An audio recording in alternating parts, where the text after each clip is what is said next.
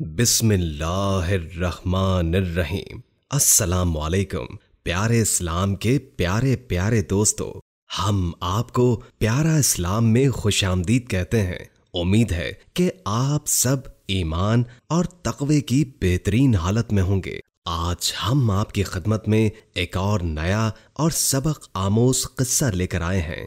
किस्सा है एक अल्लाह वाले और खूबसूरत बुत का। किस्सा शुरू करने से कबल नए आने वाले दोस्तों से दरखास्त है कि इस वीडियो को लाइक कर दें और हमारे चैनल प्यारा इस्लाम को सब्सक्राइब कर दें और बेल आइकॉन को भी दबा दें ताकि आपको हमारी नई आने वाली वीडियोस का पता चलता रहे। और दुरूद पाक से होने वाली महफिल का हिस्सा बनने के लिए नीचे कमेंट में अपना नाम तहरीर कर दें। तो चलिए आपका इंतजार खत्म करते हैं। किस्सा कुछ यूं शुरू होता है कि एक अल्लाह वाले किसी बस्ती से गुजर रहे थे। उनके साथ उनके 5 शागिर्द भी थे। वो सब इस्लाम की तबलीग के लिए निकले थे। सफर तो लंबा था, लेकिन वो अल्लाह की खुशनुदी हासिल करने के लिए कुछ भी कर सकते थे। जब बहुत ज्यादा चल लिए तो अल्लाह वाले के शागिर्दों ने दरखास्त की कि कुछ देर रुक जाते हैं और इनको भूख भी लगी हुई थी। सो उन्होंने कहा कि कुछ खा पी कर दोबारा अपना सफर शुरू करते हैं। अल्लाह वाले मान गए और वो सब एक जगह पर ठहर गए। अल्लाह वाले ने अपने शागिर्द को कहा, जाओ तुम कुछ खाने के लिए तलाश करके ले आओ, हम इधर ही हैं। शागिर्द ने आपका हुक्म फौरन माना और दौड़ता हुआ खाने की तलाश में निकल गया। इसी तलाश में उसे दूर एक बस्ती नजर आई। उम्मीद की किरण जागी और शागिर्द आगे बढ़ता हुआ उस बस्ती में दाखिल हो गया। जब वो बस्ती में दाखिल हुआ था तो एक बहुत ही अजीब मंजर देखा। लोगों का बहुत बड़ा हुजूम एक बुत के आगे जमा था और वो सब ज़ेरे लब कुछ बड़बड़ा रहे थे। शागिर्द उनकी जुबान नहीं जानता था और उसे पता न चल सका कि वो क्या बड़बड़ा रहे हैं। फिर शागिर्द की नजरें बुत पर पड़ी और वहीं साकित हो गई। उसने आज से पहले इस कदर खूबसूरत बुत कहीं नहीं देखा था। वो बुत एक औरत का था जो असल इंसान मालूम होती थी। उस औरत के बुत पर कीमती जेवर डाला गया था और उसे बहुत ही उम्दा उरूसी जोड़ा पहनाया गया था। शागिर्द हर काम भूल गया और उस बुत के सामने जाकर बैठ गया और उसे देखता रहा यहां तक कि शाम हो गई। दूसरी तरफ जब सब अपने साथी का इंतजार करते थक गए तो अल्लाह वाले ने एक और शागिर्द को भेजा कि जाओ देख कर आओ कि हमारा साथी कहाँ रह गया है, अभी तक आया क्यों नहीं। दूसरा शागिर्द भागता हुआ अपने साथी की तलाश में निकल गया। जब वो इस बस्ती में पहुंचा तो वो भी ये मंजर देखकर हैरान हो गया, लेकिन उसकी हैरानी और ज्यादा बढ़ गई जब इसने अपने साथी को उन लोगों के हुजूम में बैठा पाया। वो दौड़ता हुआ अपने साथी के पास गया और उसे बुलाया, लेकिन उसके साथी ने कोई जवाब न दिया। फिर शागिर्द ने बात करने का फैसला किया और बोला कि तुम यहाँ क्या कर रहे हो? तुम्हें उस्ताद ने खाना लाने के लिए भेजा था। हम सब तुम्हारा इंतजार कर रहे थे और तुम यहाँ बैठे हो। चलो अब चलते हैं। शागिर्द ने अपने गुमसुम बैठे साथी का हाथ पकड़ा तो उसने सख्ती से अपना हाथ छुड़वा लिया और कहने लगा कि मैं यहाँ से नहीं जाऊंगा, मुझे इसी बुत के पास रहने दो, मुझे इससे इश्क हो गया है। शागिर्द अपने साथी की बातें सुनकर हैरान रह गया। तुम क्या पागलों वाली बातें कर रहे हो? ये एक बुत है। नहीं, मैं इसे छोड़कर यहाँ से कहीं नहीं जाऊंगा,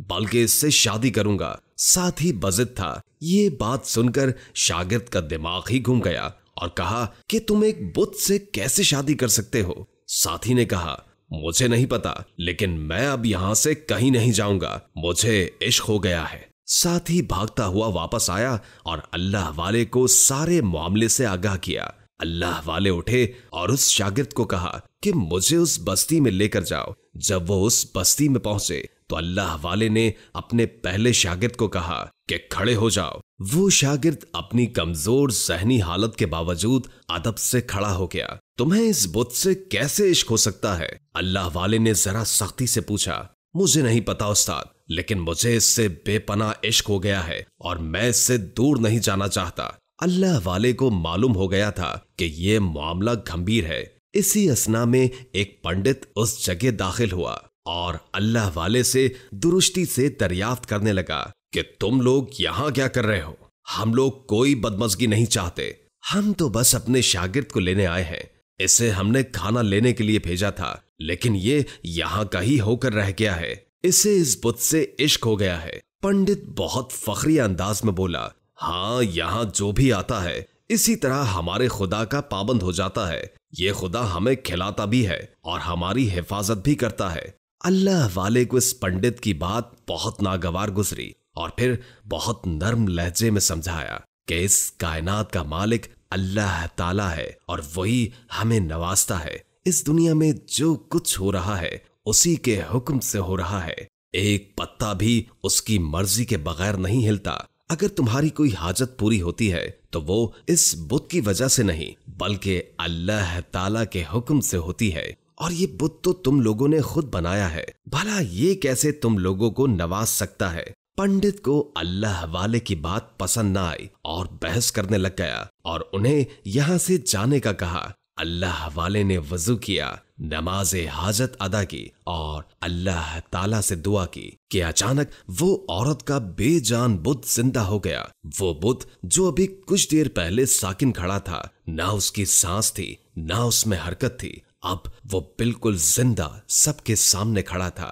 वो जिंदा औरत आपके पास आई और कहा, आपके रब के हुक्म से जिसे आप मानते हैं। अल्लाह वाले ने उस औरत से पूछा कि क्या तुम इस्लाम कबूल करना चाहती हो? तो इन तमाम लोगों के सामने कहो। उस औरत ने इन सब के सामने ईमान का कलमा पढ़ा और मुसलमान हो गई। ये मंजर देखकर पंडित के अलावा और जितने भी लोग वहां मौजूद थे सब बहुत मुतासिर हुए और इस्लाम कबूल कर लिया। फिर बाद में उस औरत की रजामंदी से उसका निकाह उसी शागिर्द से करवा दिया गया जो उसके इश्क में मुब्तला हो चुका था। अल्लाह वाले जानते थे कि उनका यहाँ आना बेमकसद नहीं है। अल्लाह ताला ने कोई काम उनके जिम्मे लगाया हुआ है और फिर इसके बाद वो पूरी बस्ती मुसलमान हो गई। जिस मकसद के लिए अल्लाह वाले घर से निकले थे वो मकसद पूरा भी कर रहे थे। दोस्तों, इस कहानी से हमें यह सबक मिलता है कि यकीन से मांगी गई दुआ अल्लाह ताला जरूर कबूल करते हैं। ये जो आप मौजज़ात पढ़ते हैं अंबिया और सहाबा के, वो मौजज़े इसलिए ही हो जाते थे क्योंकि उनको अल्लाह ताला की जात पर कामिल यकीन था। वीडियो अच्छी लगी हो तो लाइक करके शेयर कर दें, क्योंकि अच्छी बात आगे पहुंचाना सदका होता है। इससे आपकी भी इस्लाह होगी और दूसरों की भी। और कोई अच्छा सा कमेंट कर दें, इससे हमारी भी हौसला अफजाई होती है। अल्लाह ताला हम सबको अपने हिफ्ज़ व अमान में रखे। जज़ाकल्लाह।